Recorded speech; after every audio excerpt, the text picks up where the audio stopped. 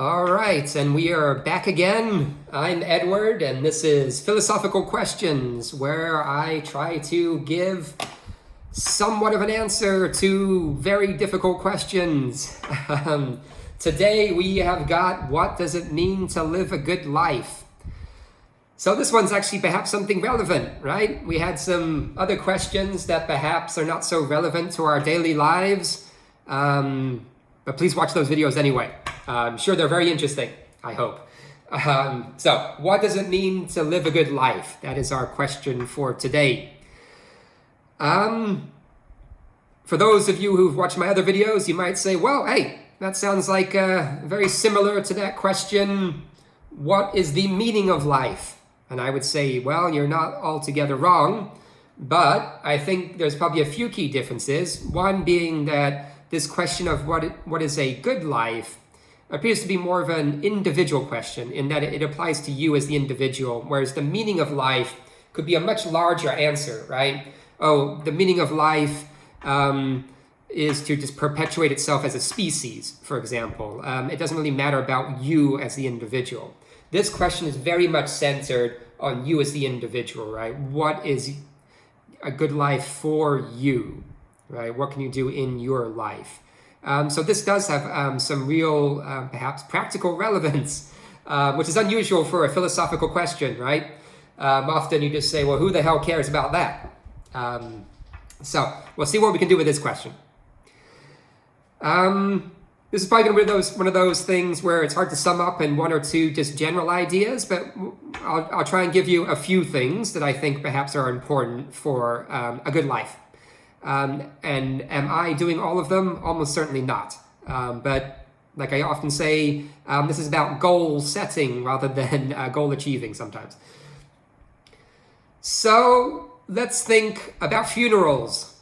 Kind of an unhappy idea, but this is often where the idea of that good life pops up, right? You know, you're sitting there next to, the guy's wife or something, and you say to her, oh, yeah, Jim lived a good life. He lived a very good life.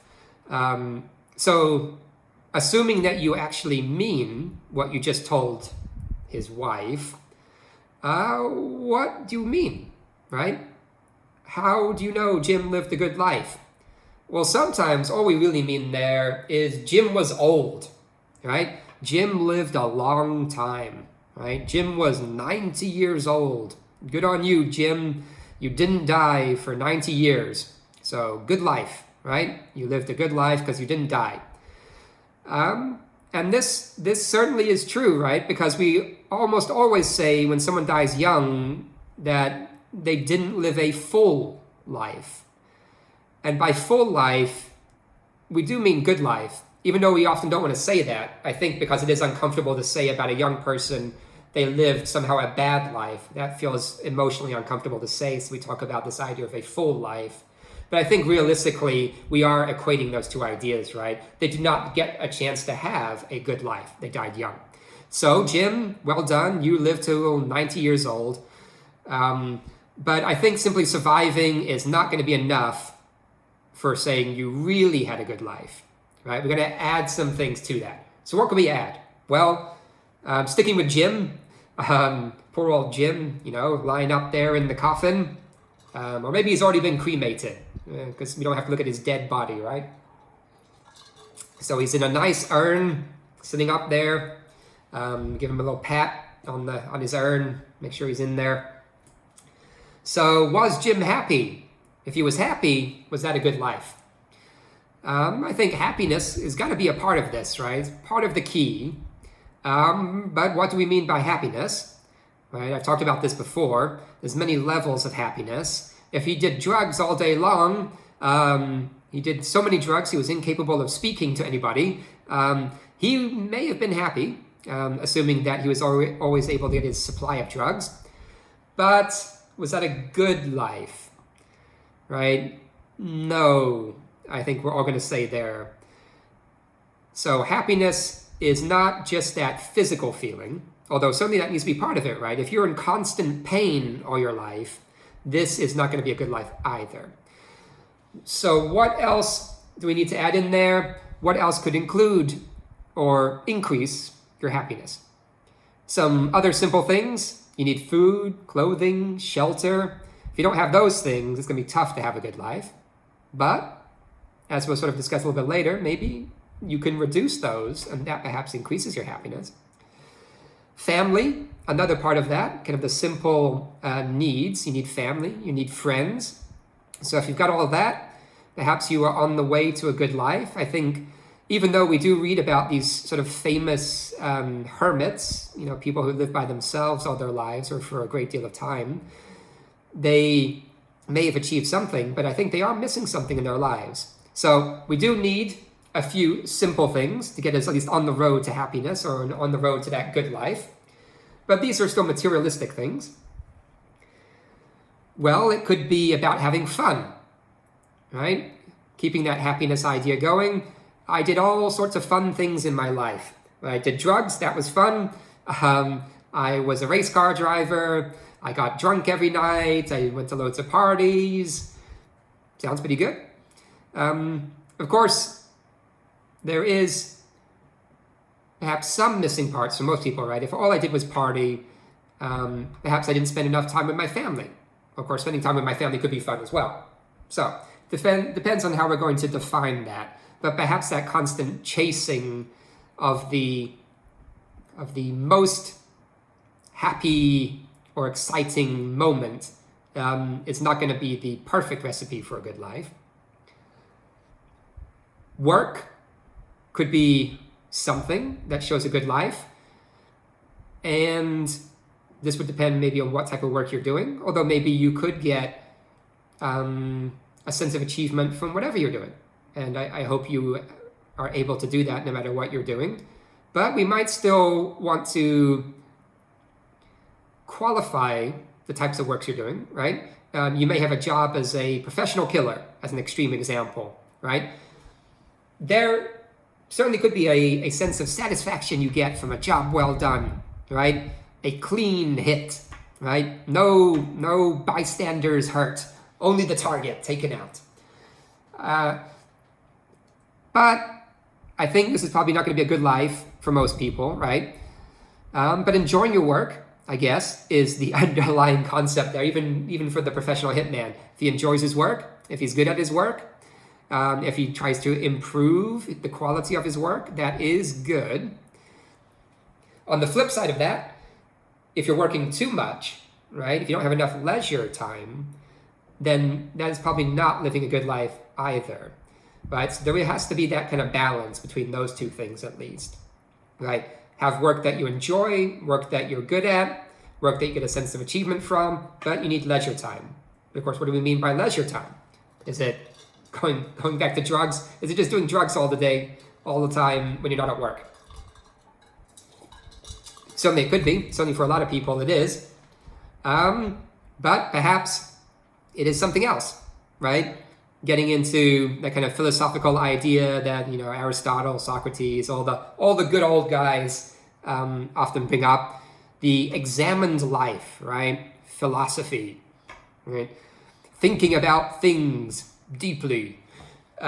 Could that be a better use of our leisure time, right? Or discussion with friends, right? Not just discussing what drug to do next, but hey, what does it mean to live a good life? Hey, what is art? Check out that video Edward did the other day. Okay, so balance is certainly there, and thinking about how you spend your time perhaps productively, right? But it is entertaining, you're learning, there are things like that happening as well. And perhaps a key part is you're doing it with other people. You are in a group of people, or you're within society. Growing up in America, there were certainly a few things that are perhaps unique, or perhaps wider unique to the Western culture. Maybe chief among those is the idea of self-reliance, right? I don't need to rely on anyone else. I could build my house. Perhaps I did build my house. Built my house.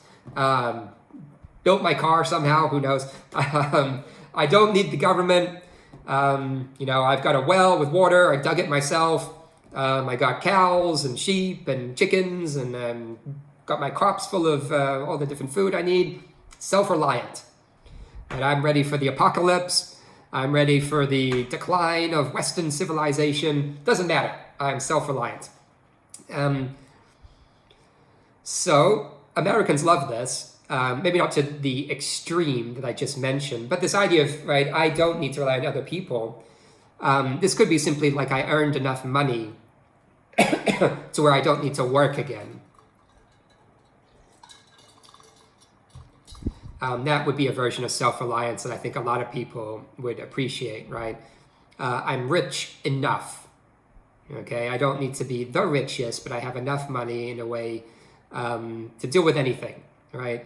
To use a little bit of perhaps a less polite way of saying it, right? I have fuck you money, right? It's enough money for me to always be able to say, fuck you, I don't want to do it, right? That type of money could give me that freedom to do whatever I need to do, whatever I want to do. The freedom to do what I want to do. Okay, so we got the examined life, could be. Within that, this sort of intellectual growth, both of our ideas of philosophy, but just learning in general, right? Learning about the world, learn about biology, the stars, learn about people. This may be a constant process of learning. This seems good, right? Maybe as a connected idea there, the idea of appreciating beauty, right? And seeing all the wonderful things in the world, going to art galleries, or just seeing beautiful people on the street, if you're lucky enough to see that. The enjoyment, right? The enjoyment of the world, I think. Sounds nice. Sounds nice, that, right? You are appreciating, you are, I guess, thankful that you are alive and there are so many wonderful things out there to look at. Or I suppose listen to. What else do we add? I suppose, going back to the work thing, or even the leisure activities for that matter, I mentioned sort of improvement, but perhaps we should maybe alter that to trying to achieve excellence in something. It could be something you do at work. I mean, certainly there should be a process of improvement all the time, right? But perhaps something in your leisure time, you are trying to be the best chess player or the best donut maker. You found something that you are really trying to pursue very deeply and do it as best as possible, right? As good as possible to be the best at that thing. You may never achieve it, but the process of striving towards it could be a key part of sort of living this good life, right? You are trying to, what can we say? You are trying to, I suppose, improve yourself, right? You're trying to improve yourself and make the world a better place as a result of that. Additional part, emotional growth, right? When we're teenagers, we're all a bit of a prick, I suppose you could say. At least I was. Sorry, I'm getting a message here, right in the middle of the video. Bit unhelpful, isn't it? That would have been good for my video on fate. I was fated to get this phone call during the video. Oh well, that's fate, right? It never shows up when you need it. Okay, where was I? Oh yes, emotional growth. So yes, teenagers, we all know they're unpleasant, right? But there was a emotional progress there. And that perhaps is something that needs to continue throughout your entire life, right? You gain that deeper understanding of yourself. Whoops. Having to spit out ice there. So I guess I have not achieved my full emotional growth yet, given that I found that quite fun to do, the idea of spitting out ice on video. Okay. So emotional growth, I think, is good, right? Understanding yourself more, becoming perhaps more empathetic towards other people, right? Understanding them. That's certainly a key part of emotional growth. So essentially, we could say, don't be a selfish bastard, right? Think about other people. I think we'd all agree that that is kind of a key part of the good life, right? Another thing to add, it's just another sort of random thing. This is kind of a random list, and then I'll move into perhaps a more organized part in the second half here, perhaps. Right? The good life. If you spent it all day on the couch watching TV, even if you watch lots of educational TV programs, I think a lot of us would say that was not a great life, right? You probably should have gone outside, done some travel, met some people, tried a few different things, not just watched it on TV. So sort of generating new experiences, right, is a key part of this. We might also, thinking of Jim's funeral again, sort of use a few personal adjectives to describe Jim that would sort of somehow prove that he had that sort of good life as well, right? He was a good guy, he's brave, trustworthy, honest, kind, loyal, generous. All those types of words would, in theory, point us to the underlying activities that proved why you were using those descriptions. And we could say, okay, he's generous because he gave to charity or he volunteered for charities, and that's why we can say he's generous or kind. So then really we can track it back and say, well, being involved in society, helping people, those are the ways to live a good life, right? And you can test it perhaps by, do people use these adjectives about me or not, right? Do they say Edward is nice and kind or not? And if they're not saying that, perhaps I should try and do some of those activities to then generate those descriptions of myself. Okay? Another way of looking at this question is to simply flip it around, right? I did it a little bit already by saying, do you spend all the time on the couch, right? It's a negative of the question. What is it that you're doing that is not a good life? So doing drugs all day, for example, or just doing it so much to the extent that you can't be with your friends or family, right? So it's taking something away that we would all agree is good. Or sitting on the couch all day playing video games, by yourself at least, right? Because I will admit that, with the video games we have these days, that they're connected to the online community, maybe you are not missing that much, right? Although I still think there's an argument to be made for that being physically in the room with someone, as opposed to simply hearing their voice online. But I think the relationships you could form there are certainly real. So I don't want to denigrate people who spend a lot of time playing video games. I certainly do my share. So I am hardly criticizing from a high level or something like that, right? Let those who do not live in glass houses cast the first stone and all that type of thing. Okay, so we could simply create a list of all the bad things and then try and avoid those things, right? And I think there's a lot of them that are evidentially bad, right? Selfishness, unpleasantness to family or friends, or just no friends, right? Spending too much time by yourself, not learning, right? So looking at things in that negative sense could be quite helpful, at least as a way of pointing you in the direction that you should go, or at least avoiding the direction you should not go. Okay. Before I get to sort of my wrap-up list of possible things, I do think it's worth saying that this is going to be somewhat situational, right? I don't know if it's really fair to look at someone, for example, like say Jim, poor dead Jim, had been very poor, right?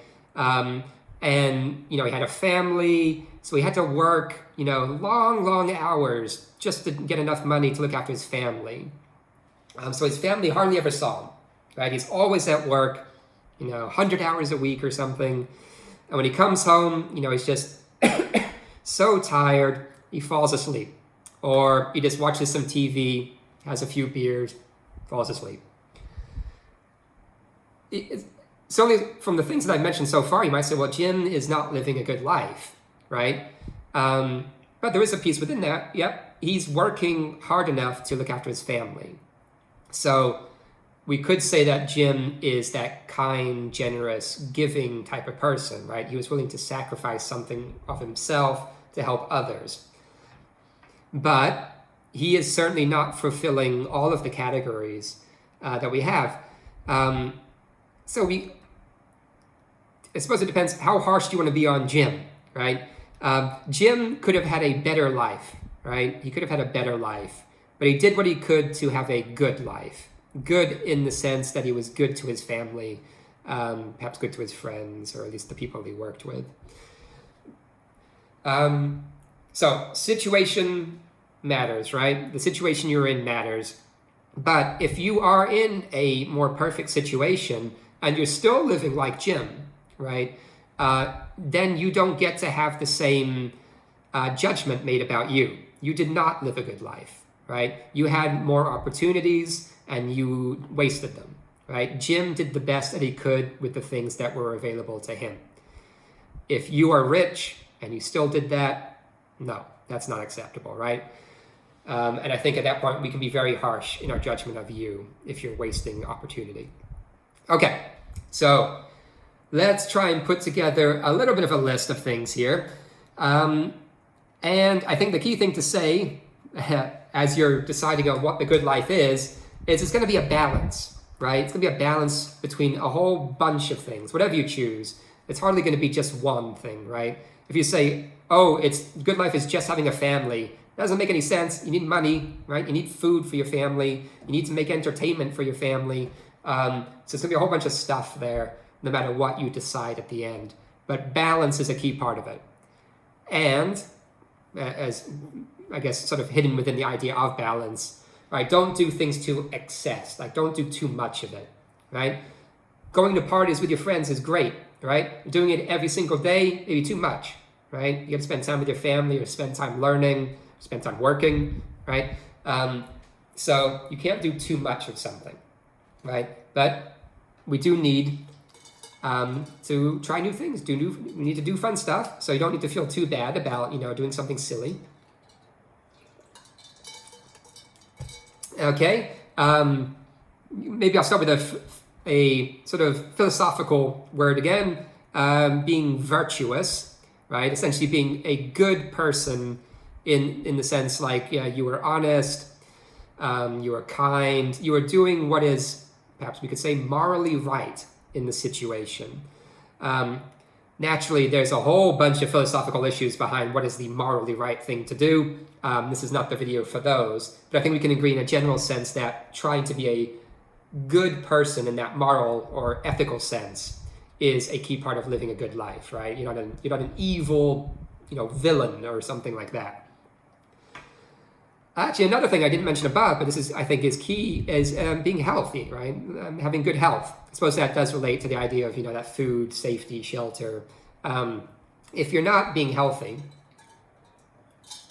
that is not a good life.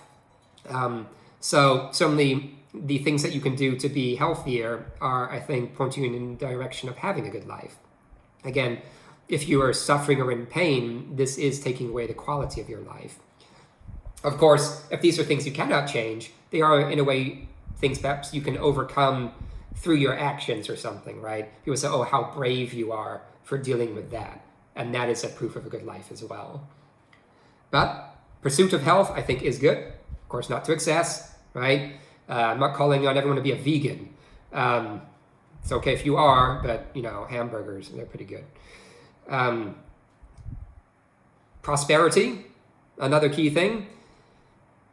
We need to have enough money. Like I said, the fuck you money, right? Enough money that I don't need you to try and push me around anymore, right? This will vary vastly for many, many people. And realistically, it's probably not that much. And you may not even need it as savings. I've seen studies where they've simply looked at it as a yearly salary amount. When are you sort of at that maximum level of happiness? And this was a few years ago, but in US dollars, they were saying once you get to about 70,000 US dollars per year, getting more money after that does not really make you that much happier. So while this may sound like quite a lot of money to many, many people around the world, at least in the West, it's not a impossible amount of money to aim at achieving, right? So the level of money that you might need to be happy is not necessarily that high, is the key point here. But to say that money does not matter probably does not make much sense, right? I don't want to go, all the way in the opposite direction, like you sometimes hear people say or see them trying to do. Even like this extreme simplicity, like was it Walden, right? I will go live in the woods and live a simple life, and it'll be wonderful, right? Thoreau. No, this is total crap, right? Even he didn't do that for like longer than a couple years, and he never did it again, right? He lived in a house after that, because a house is good, right? There's a reason we live in houses, and it's because we don't need that simple of a life. Let's see, we need friends. Of course we need friends. They keep us sane, they keep us happy, we need them around us.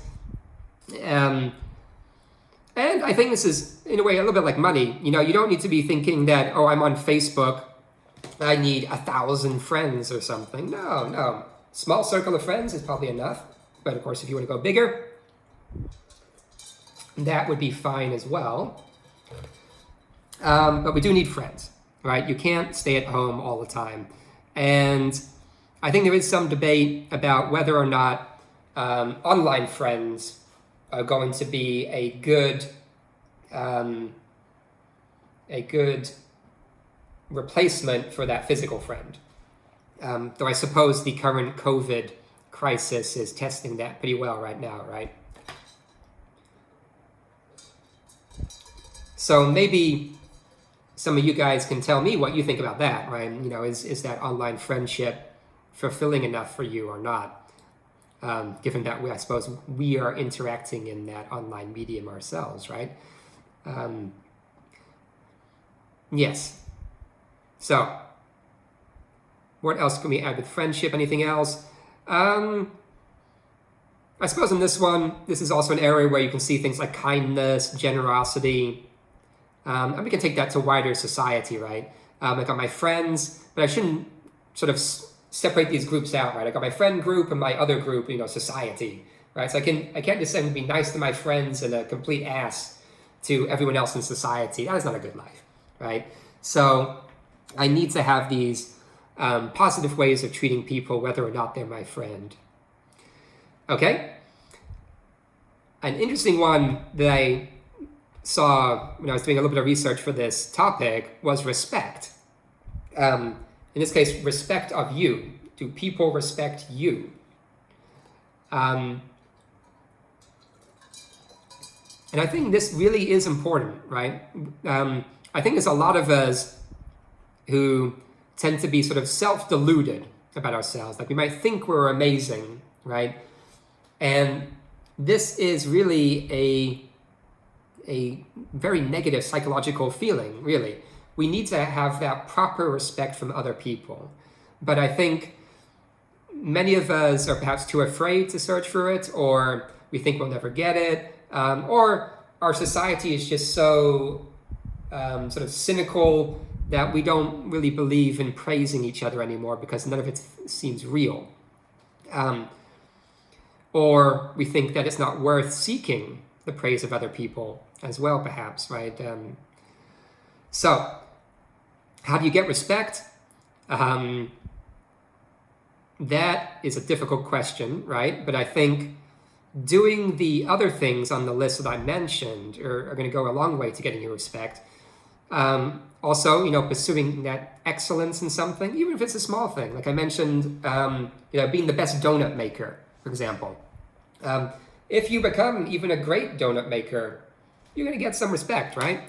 I like donuts. If it's really good, respect, right? So there are many ways to get this. And simply holding yourself up as a good person is going to get you a long way to getting that respect, right? And what else can we say? Yeah, just engaging in life, right? Don't just sit on the couch. Get out there, try new things, do new things, travel. Hopefully we can travel again soon, right? I know probably you're sick of hearing people say, oh, back in the old days when we could fly and things. But we do need to travel. We do need to go somewhere. And this is probably in part why we're seeing people now, dealing with these emotional problems of being stuck inside all the time. We need those new experiences. And that is part of having that good life, right? Something to look back on. And also these types of experiences are the things that help us grow, right? Emotionally, psychologically, intellectually. That's all part of this part, right?